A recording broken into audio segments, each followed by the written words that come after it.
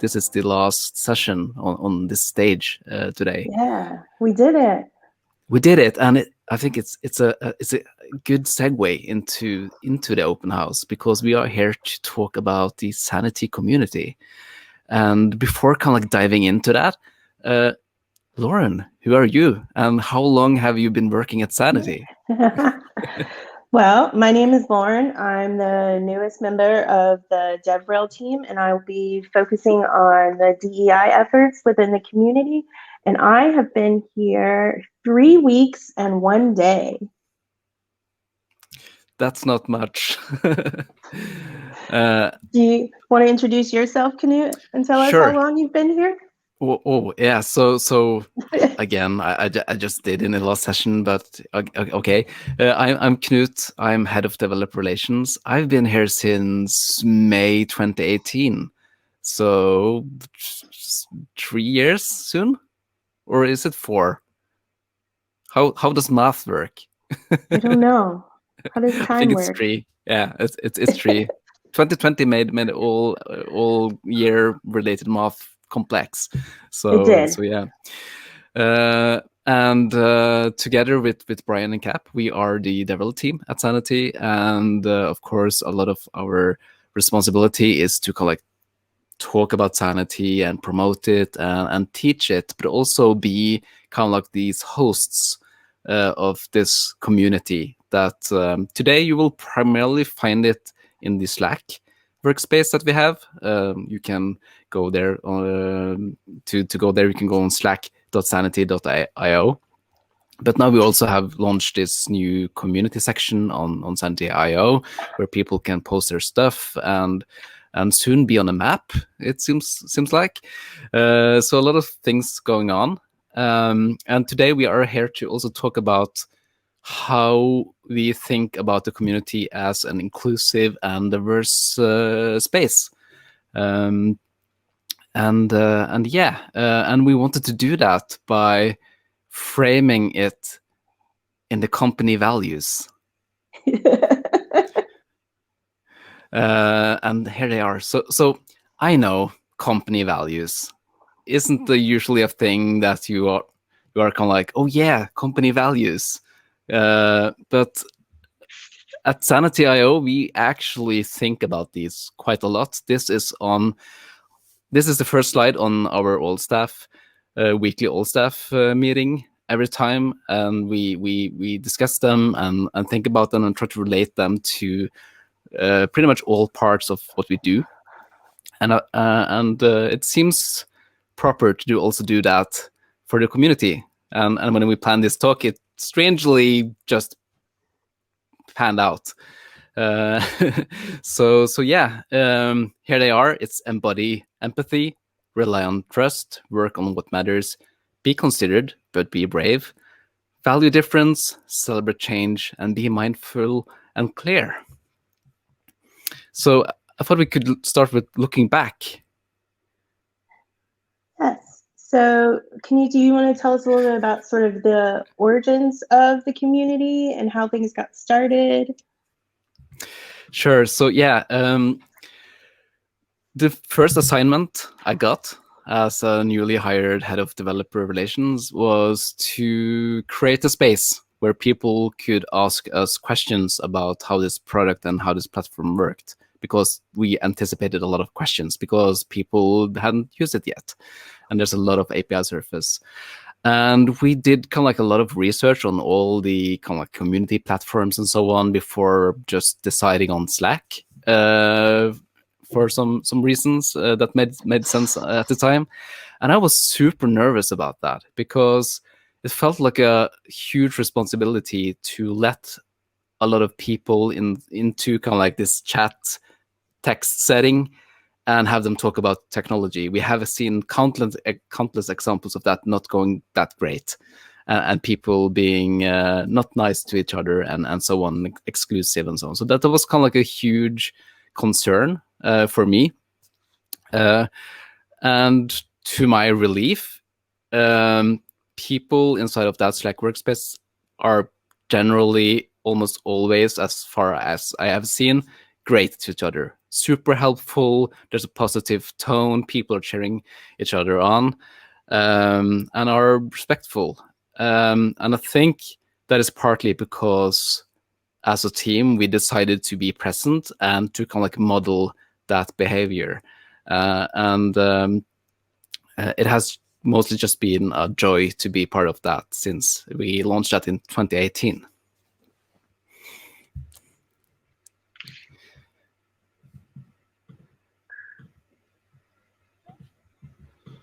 So what has been done and what has been sort of the thinking around, what we're doing in the community now and what we did in the past? So this is kind of like, I guess, post-rationalization when we kind of like look this through these values. But our main goal or main mission at the point when we started was to help people. And that is something to do with empathy, I think.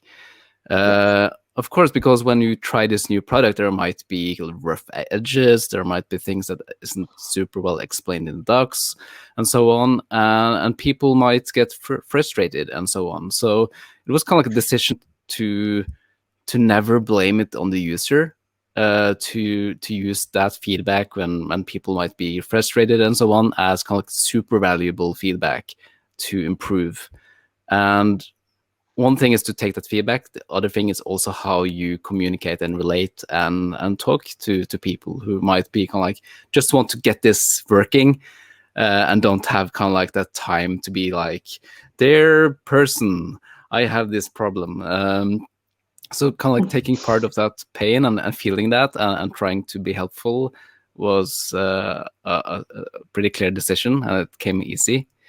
And kind of like validate that experience and see like we aren't perfect. We haven't made the perfect thing yet. It might be at some point next year. I don't know, but but yeah, to kind of like be humble about that.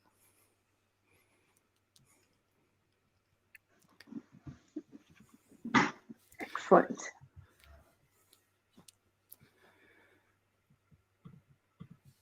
So yeah.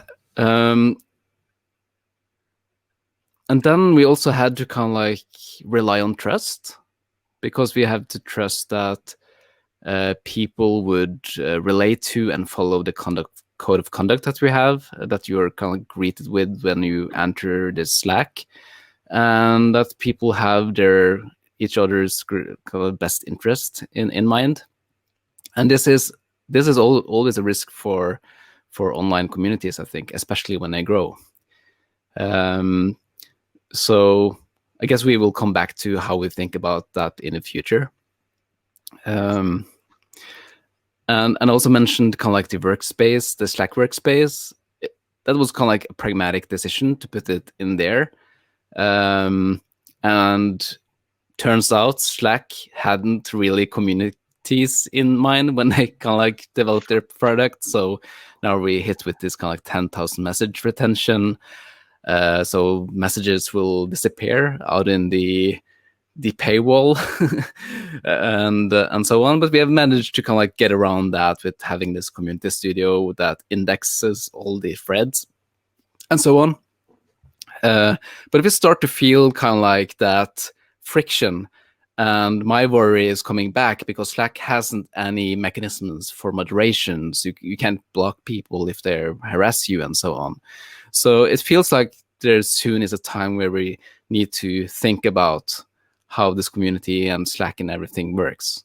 But this has all to do with kind of like working on what matters, right? We had to go with the pragmatic solution, and some better stuff might come around after a while. Right. And, just really focusing on and like honing in like the modeling of the behavior that we want to see, I think is super important when you lack those sort of, virtual physical controls. Absolutely. Yeah. So can you talk a little bit about what you think in terms of our value of being considerate but brave in relation to the community? Yeah.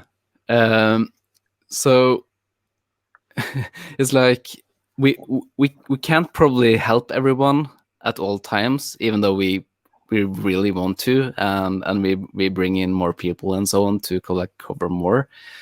And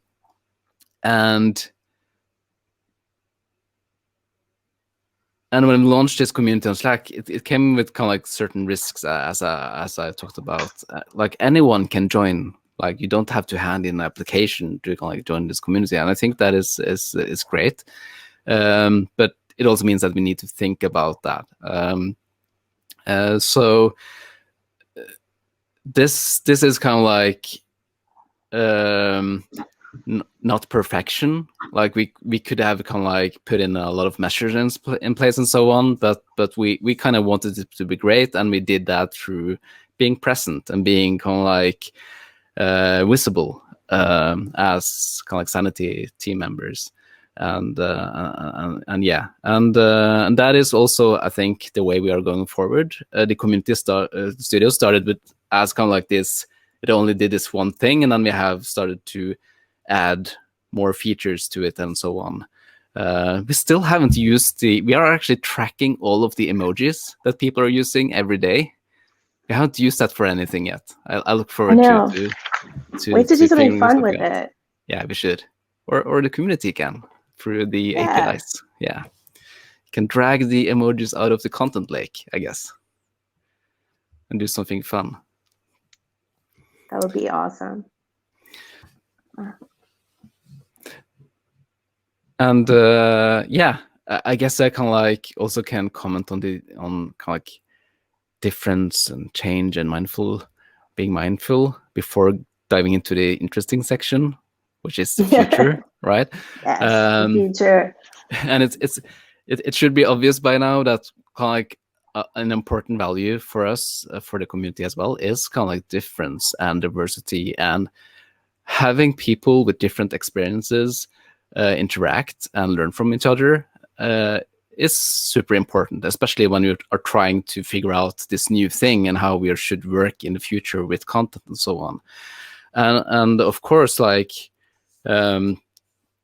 diversity can be defined in many ways. Like, oh yeah, you mean JavaScript developers and PHP developers, right?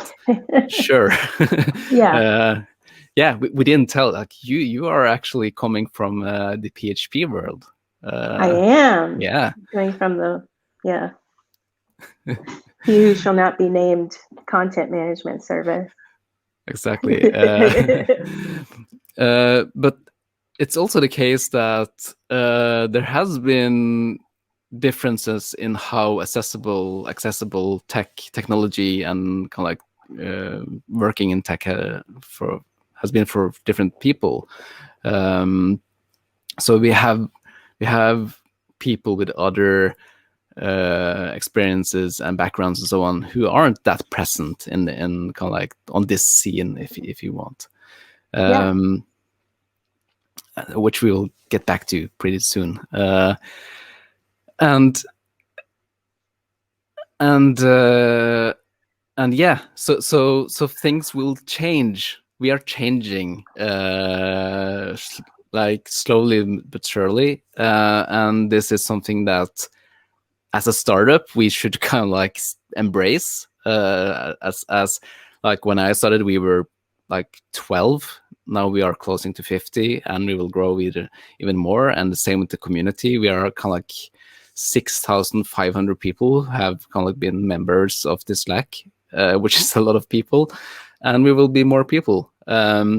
So with that change, there are different constraints and opportunities and all of that comes, that I look forward to figuring out together with you and the team, Lauren.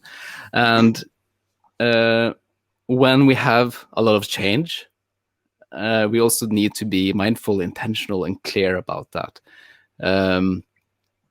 When we kind of like put in new features in the community, we have to think about the ramifications, the implications, so on. We saw that yesterday. Slack rolled out this new DM feature, right? And that made someone concerned, rightly so, that this was kind of like a new channel for being harassed. And this is something that Slack didn't maybe consider, but did consider once they kind of like got old. And we have to think about the same things when we kind of like put on new features to this community, which takes us to looking ahead. Yay!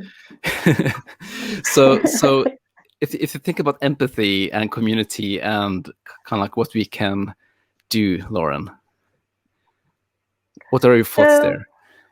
I think, as we're growing the community, it's grown in many organic ways. I think that there was sort of some natural empathy and trust built in. And we want to figure out how to like sort of scale that, right? And one of the things in particular that I think we started noticing was more and more people are coming into the community who are very early in their careers and early in the development learning process, which is fantastic. But we were also noticing that there was a lot of, sort of frustration and anxiety communicated to us around feeling as though, they didn't really understand the documentation and wanted more help. So some of the things that we are doing is looking at our documentation and our learning material, and we're noticing that it's not really geared towards beginners. And so we really want to make that better. We are also going to launch a new channel for beginners where folks can come and receive more targeted, sort of getting started help, as well as ask their questions and really have it be sort of a entry point into learning about Sanity and learning about what our community is about and meeting people within the community. And I know for a fact that we also have a lot of people who would love to help out, to kind of like love to let people in and kind of like explain the quotation mark easy stuff. So I really look forward to opening that channel. You just need to find a name for it first. I know, because there's lots of helpers in the community, right? And we should always lift up the helpers in the community and people who, act in that role, whether they're asked or not. It's just, who they are, perhaps. So we always want to lift those people up, for sure. So when it comes to trust, how do we scale that? Ooh, well, that's kind of a difficult one, because how do you scale trust? I think one of the key ways that we can, as a team and as a community, is making sure that we are communicating and having conversations about, our community and how we want to make sure that our community is inclusive and welcoming, right along with, our tech lessons and the technical conversations that we have.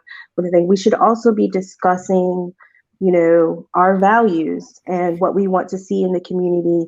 That should not be a surprise when you come in and are welcomed. You should know exactly, what we're about, who we are as a community, and what we expect from you when you come in.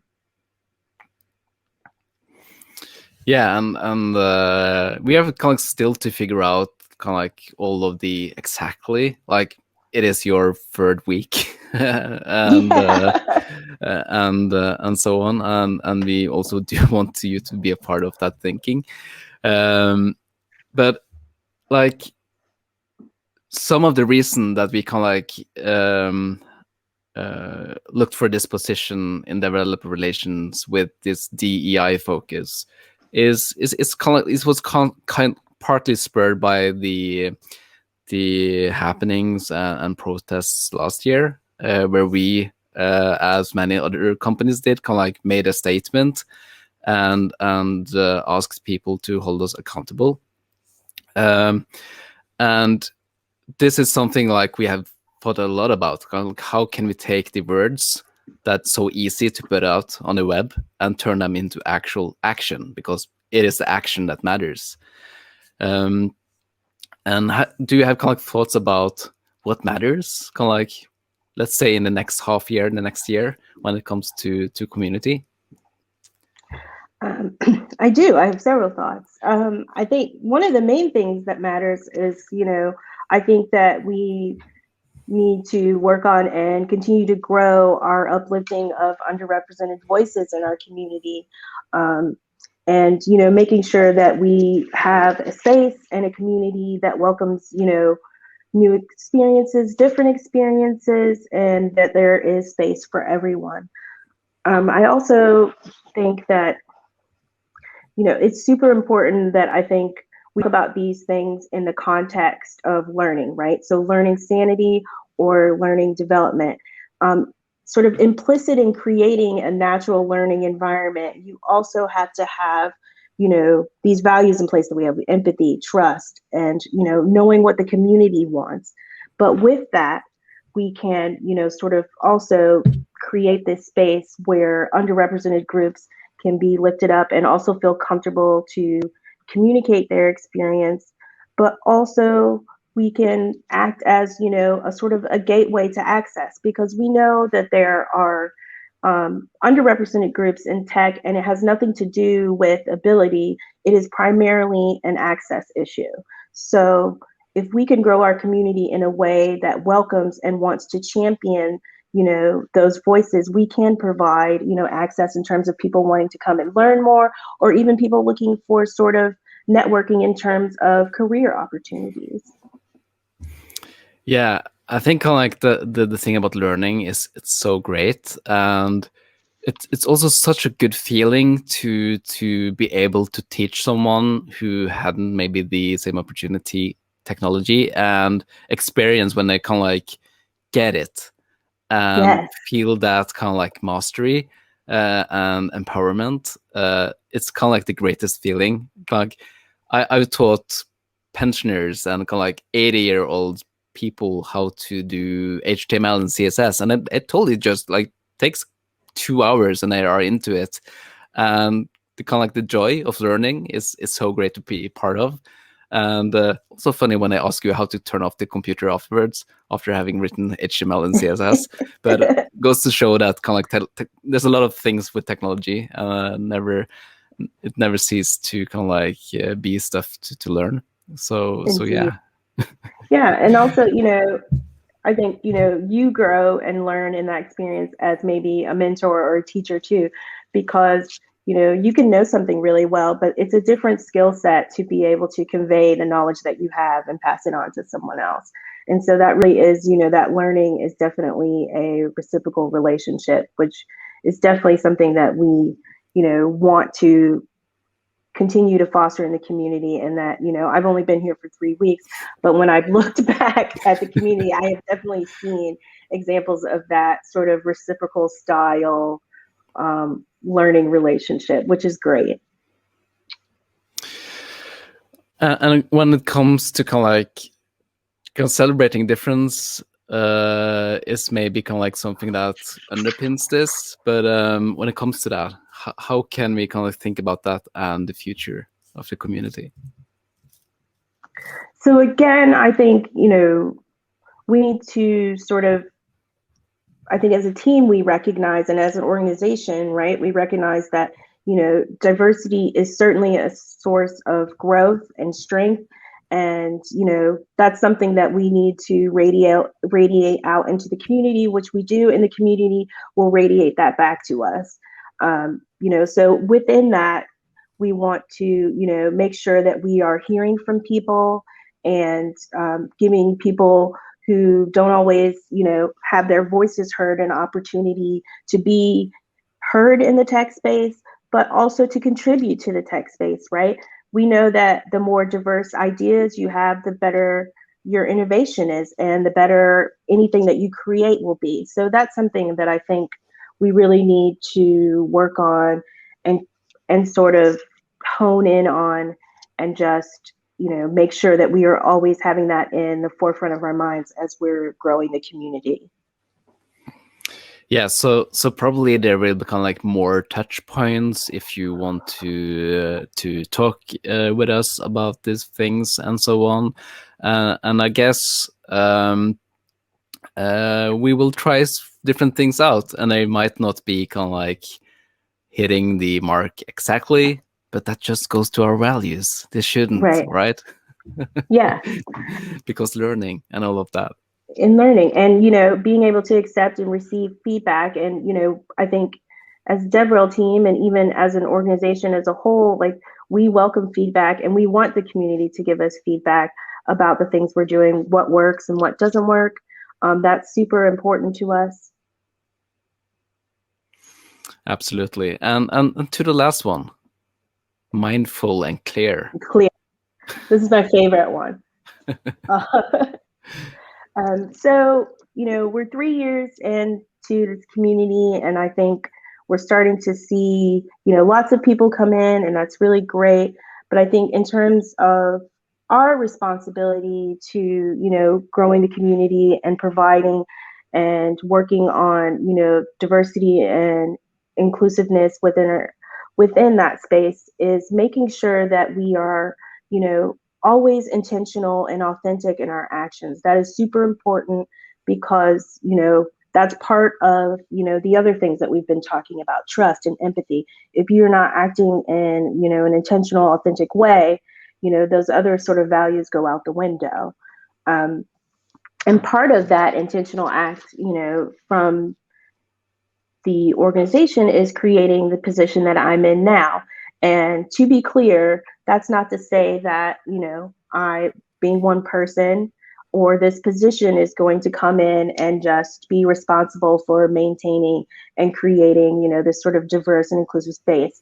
But it is so that, there is a physical representation of DEI and keeping it in the forefront and keeping it in the conversation about when we build strategy and when we integrate things and initiate programs within our community, and we do any kind of, community events and so forth. Yeah, just to kind of stress that it's kind of like this is something that we all are thinking about at Sanity HQ and in the DevRel team, and it's absolutely a collaboration. That being said, we are kind of like also super happy to have you on the team, Lauren. I think you will bring a lot of wisdom and great insights, and also I know a lot of fun stuff.